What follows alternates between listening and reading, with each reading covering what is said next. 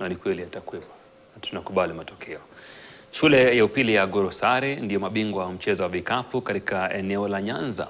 Agoro Sare ilitandika Maseno vikapu 51 kwa vikapu 44 na hivyo kutinga na kutoa ushindi huo na kuwapa nafasi ya kufuzu kushiriki mashindano ya kitaifa yatakayofanyika mjini Machakos baadaye mwakani. I'm a combo guard, meaning I can be a point guard, shooting guard, or even small forward. It depends on the game. So what prompted me to play basketball is how I saw people playing it at home. It was a good game. I've seen how basketball has helped many people in the society, how it has kept youth away from drugs and all that stuff. So that's how I fell in love with basketball. I started playing basketball around 2019, 2018. And then after that first game, I just fell in love with the game. So I've been doing my best to improve every day, making each and every day a learning day for me. Basketball in Agoro Sare, it has been amazing. The first time I saw Agoro basketball, it was in 2019 when tulikuwa Mombasa. I was in class 3 actually. Ilikuwa darasa la 3. Kulikuwa na watu wakubwa vile sisi saitu huko. Hivyo ndo ilinifanya nianze kupenda basketball, na pia wazazi wangu walikuwa wachezaji wa basketball tangu niko wadogo. Sasa ndo walikuwa wanani-influence nicheze basketball.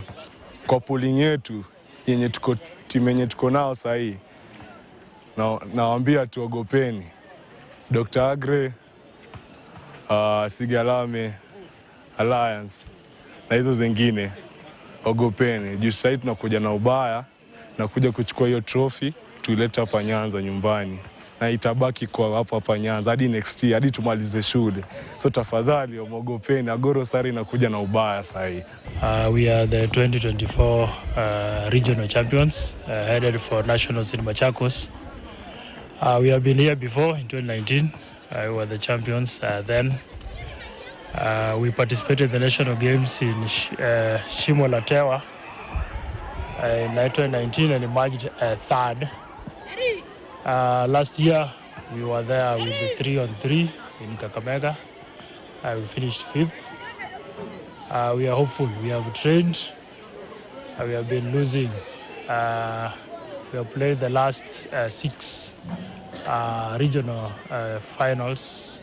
This is the second one we are winning. Definitely these boys have played together for quite some time, and we expect them to do well after a lot of dedication they have shown, a lot of teamwork, and a lot of support we have received from the school administration. We expect to even do better this year. This year, we have taken the basketball trophy, the regional championship. Last year we played finals at Kisi School against Onjiko. They won. We accepted the win, but we went back to the drawing board. And this year we are happy that we have won the trophy. We are proceeding to the nationals. This is a school of excellence, not only in academics but also in co-curricular activities. Apart from basketball, our play in drama was also position 1 at the regionals, which is also proceeding for nationals. We take talent identification and talent development very seriously in school.